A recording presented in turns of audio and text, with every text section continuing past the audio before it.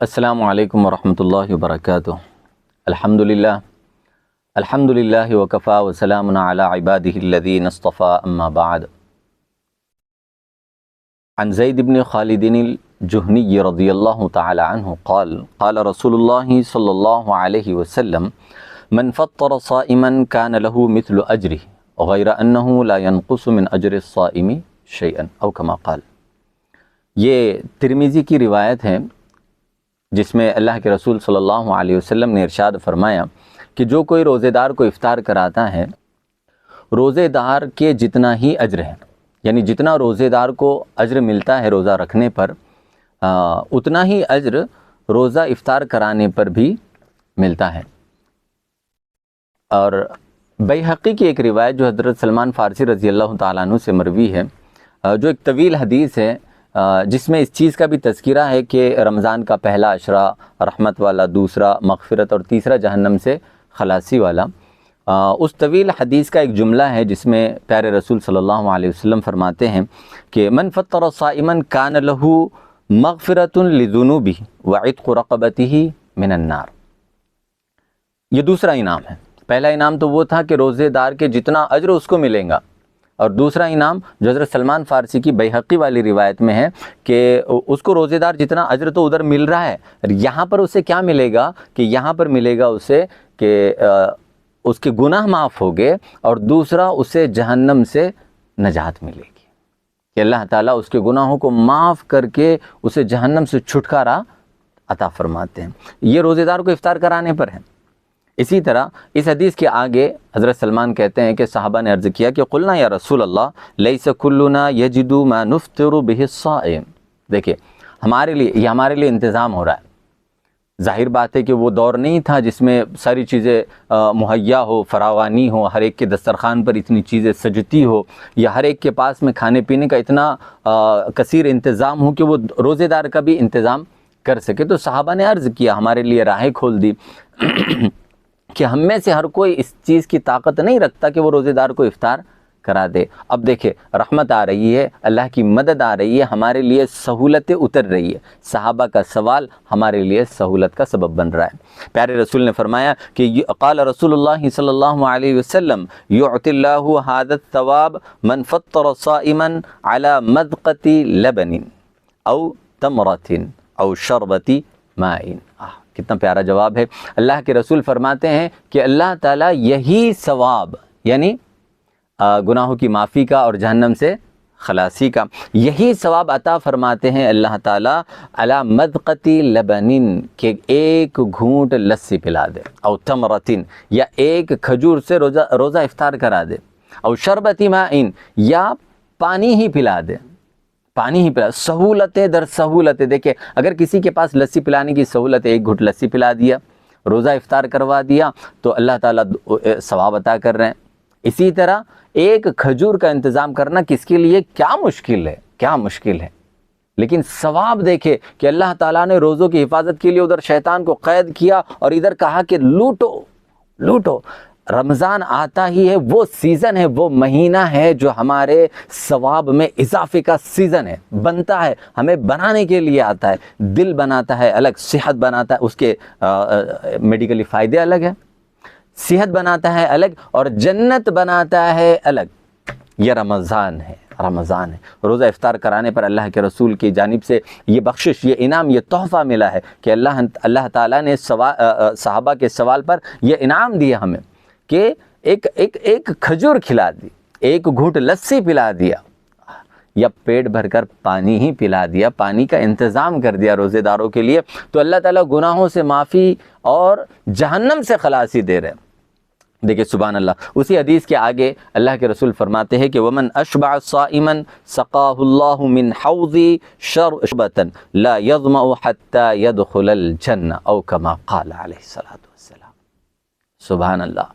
آ جائے اب وہ لوگ آ گئے میدان میں جن کے جیب بھرے ہیں، وہ لوگ آ گئے میدان میں جو ثروت والے، جو مال والے آئے وہ میدان میں، اور اگر انہوں نے اب کسی روزے دار کو پیٹ بھر کے کھانا کھلا دیا، لے لو تحفہ، لے لو اللہ کے رسول سے گفٹ انعام لے لو اللہ کے رسول سے کہ کسی روزے دار کو پیٹ بھر کے کھانا کھلا دیا، اللہ کے رسول فرماتے ہیں کہ اللہ اسے قیامت کے دن میرے حوض سے ایسا پانی پلائے گا، ایسا جام پلائے گا کہ اسے جنت میں جانے تک پیاس نہیں لگے گی۔ اوہ سبحان اللہ، یہ انعام ملا ہے اللہ کے رسول سے، ہمارے لیے انعام ملا ہے۔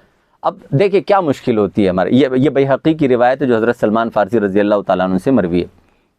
اب ہمارے لیے کیا مشکل ہے کہ ہم کیا کسی روزے دار کو افطار کے لیے کتنا انتظام کر سکتے ہیں؟ ضروری نہیں ہے کہ ہم روزانہ کھانا کھلانے، کسی ایک آدمی پر اگر ہم اس کام کو ڈال دیں تو یقیناً اس کے لیے بوجھ ہوگا۔ تو ضروری نہیں ہے کہ کوئی روزانہ ہر ایک آدمی جو ہے تو کسی محلے کے لیے، اڑوس پڑوس کے لیے، بستی کے لیے، مسجد میں آنے والے احباب مصلیوں کے لیے انتظام کرتا رہے تو اس کے جیب پر، اس کے جو ہے تو اس پر بوجھ ہوگا، ایسا نہیں، بلکہ ہم اس کی ترتیب بنائیں کہ پورا رمضان ہم کس طرح روزے داروں کو افطار کرا سکتے ہیں کہ ہر کسی نے تھوڑا تھوڑا حصہ لیا کہ بھائی میں 10 روپے دے سکتا ہوں، وہ 10 روپے دے کر اس کے اندر میں حصہ لے رہا۔ اچھا دوسرا یہ کہ بھائی افطار کا انتظام کر لے، افطار کے انتظام میں مدد کر لے، افطار کے انتظام میں کوئی مدد کے لیے آگے آ گیا کہ کسی نے کہا کہ بھائی چلیے آپ کھانا کھلا رہے ہیں، آپ کھانا کھلا رہے یا پھر آپ کھانا گھروں پر تقسیم کرا رہے، تو جو پیکیج ہے اس کو پیک کرنے کے لیے جو وقت لگتا ہے وہ انشاءاللہ میں دینے کے لیے تیار ہوں۔ یا آپ نے پانی کا انتظام کر دیا، دسترخوان پر جو بیٹھے ہوئے ہیں میں ان تک پانی پہنچاؤں گا۔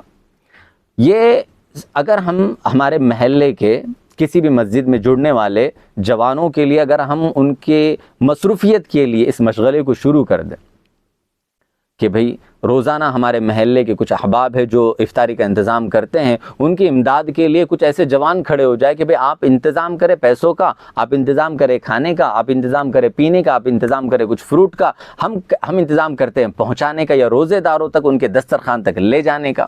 تو یہ ایک ایسی بہترین ایکٹیویٹی بھی ہو جائیں گی کہ ہمارا جوان اس میں جڑے گا، ہمارا جوان اس میں جڑے گا۔ اور دیکھیں اس کا فائدہ یہ ہوگا کہ ہم لغویات میں وہ وقت جو ہم ضائع کرنا چاہتے تھے، وہ وقت جو ہم موبائل کو دینا چاہتے تھے، وہ ریلز وغیرہ دیکھنے میں وقت برباد ہو رہا تھا، اب وہ وقت لگے گا ثواب کے کام میں۔ تو جو افطار کرا رہا ہے اس کو ان احباب کا جو روزے داروں تک افطاری کے پہنچانے کا نظم کر رہے ہیں ان کا بھی ثواب اس کو ملے گا۔ دیکھیں اللہ کا انعام دیکھیں۔ اور اسی طرح اللہ کے رسول صلی اللہ علیہ وسلم کی ایک حدیث مبارکہ ہے جس میں پیارے رسول فرماتے ہیں کہ کل عمل ابن آدم لہو، کہ بنی آدم کا سارے اعمال، جتنے اعمال وہ کرتا ہے، انسان جتنے اعمال کرتا ہے وہ سب اس کے لیے ہیں۔ اب ہم دیکھیں قرآن کی تلاوت پر حرف بحرف اللہ تعالیٰ نے کتنا ثواب رکھا ہوا ہے۔ ایک نماز کے پڑھنے پر غیر رمضان میں جو ہے تو 27 درجے، رمضان میں آ جاتے ہیں تو اس کا ثواب بڑھ جاتا ہے۔ قرآن کی تلاوت پر ثواب بڑھ جاتا ہے، صدقہ دیتے ہیں ثواب بڑھ جاتا ہے، حج کرتے اس کا ثواب الگ ہے۔ ہر عمل کا ثواب اللہ تعالیٰ نے فکس کیا ہوا ہے، طے کیا ہوا ہے کہ اس عمل پر اتنا ثواب، اس عمل پر اتنا ثواب۔ لیکن آگے اللہ کے رسول فرماتے ہیں کہ کل عمل ابن آدم لہو الا الصوم، کہ ہر عمل کا ثواب بنی آدم کے لیے، ہر عمل بنی آدم کے لیے، لیکن روزہ میرے لیے ہے۔ اور ایک حدیث مبارکہ میں اللہ کے رسول فرماتے ہیں کہ الصوم لی وانا اجزا بہ، ٹھیک ہے، حدیث سے جڑ رہی ہے کہ اللہ فرماتے ہیں کہ روزہ میرے لیے ہے، میرے لیے۔ ان الفاظ پر غور کریں، پیارے رسول کی حدیث کے ان جملوں پر غور کریں کہ روزہ میرے لیے ہے، اور وہ اس کرائیٹیریا سے باہر ہے کہ اس کا ثواب کتنا ہوگا، اس کا ثواب کتنا ہوگا، وہ اس کرائیٹیریا سے باہر ہے۔ کیوں باہر ہے؟ اس لیے کہ اللہ فرما رہے ہیں اجزا بھی، اس کا بدلہ میں دوں گا۔ اللہ تعالیٰ نے کوئی ٹائم لائن، اللہ تعالیٰ نے کوئی اس کی کوانٹٹی بتائی ہی نہیں کہ میں اس کو 10 گنا ثواب دوں گا، میں اسے 27 گنا ثواب دوں گا، میں اسے 1 کے بدلے میں 100 دوں گا، 70 دوں گا، نہیں، کوئی کرائیٹیریا ثواب کا بیان ہی نہیں کیا، بس میں دوں گا۔ اب اللہ اپنی ذات کے مطابق اسے ثواب دے گا۔ اب اللہ کیا دے گا، کیسا ثواب دے گا، یہ سوائے اللہ کے کوئی نہیں جانتا، کوئی نہیں جانتا۔ اور اسی حدیث کے آگے او اجزا بھی، کہ اللہ فرماتے ہیں کہ میں خود اپنے آپ اسے دے دوں گا، اپنا آپ اسے دے دوں گا۔ تو یہ اس سے بڑھ کر روزے دار کے لیے کیا ہے، کتنا انعام اسے مل رہا ہے۔ کتنا انعام مل رہا ہے. اب یہ انعام روزے دار کے لیے ہے اور روزے دار کا انعام اسے بھی مل رہا ہے جو روزے دار کو افطار کرا رہا ہے. دیکھیں سبحان اللہ، کتنا انتظام اللہ تعالیٰ نے کیا کہ بے جنت لوٹو، لوٹ کر بتاؤ میں نے تمہارے لیے کتنا انتظام کر رکھا ہے کہ تم جنت کو کیسے حاصل کر سکتے ہو، مجھے کیسے خوش کر سکتے ہو، رسول کو کیسے خوش کر سکتے ہو. بس ہمیں خیال اس بات کا رکھنا چاہیے کہ روزے کو ہم خراب کرنے والا کوئی ایسا عمل نہ کرے جو ہمارے روزے کے ثواب کو برباد کر دے. اللہ تعالیٰ نے ہمارے روزے کی حفاظت کے انتظامات کیے، تو ہم خود اپنے روزے کی حفاظت کے انتظامات کرتے رہیں. اپنے روزے کی حفاظت کریں، اور جو روزہ افطار کرا رہے ہیں میں تو انہیں ہزارہا مبارکباد دیتا ہوں کہ ان کے لیے اللہ تعالیٰ نے کتنا بڑا ثواب رکھا ہوا ہے کہ اگر وہ روزے دار ہیں اور پھر روزے دار کو افطار کروا رہے تو ان کے لیے بھی اللہ ملے گا، اللہ کی جانب سے ثواب ملے گا، اور وہ ثواب بھی انہیں ملے گا جن روزے داروں کو وہ روزہ افطار کرا رہے ہیں. اتنا ثواب اللہ کی جانب سے ہمارے لیے عطا کیا ہوا ہے. بس دیر اس بات کی ہے کہ ہم اس ثواب میں حصہ کیسے لیں. تو جس کی جتنی حیثیت، جس کی جتنی سوچ، جو جتنی کوشش کر سکتا ہے اسے افطار میں اتنی کوشش کرنی چاہیے کہ اللہ کے رسول نے اتنی سہولتیں اور اتنی تحفے ہمارے لیے اس چھوٹی چھوٹی ایکٹیویٹی میں، چھوٹے چھوٹے اعمال میں رکھے ہوئے ہیں کہ بس ہمیں لوٹنا ہے. اللہ تعالیٰ ہمیں اس کی صحیح سمجھ عطا فرمائے اور عمل کی توفیق عطا فرمائے. وآخر دعوانا الحمد للہ رب العالمین.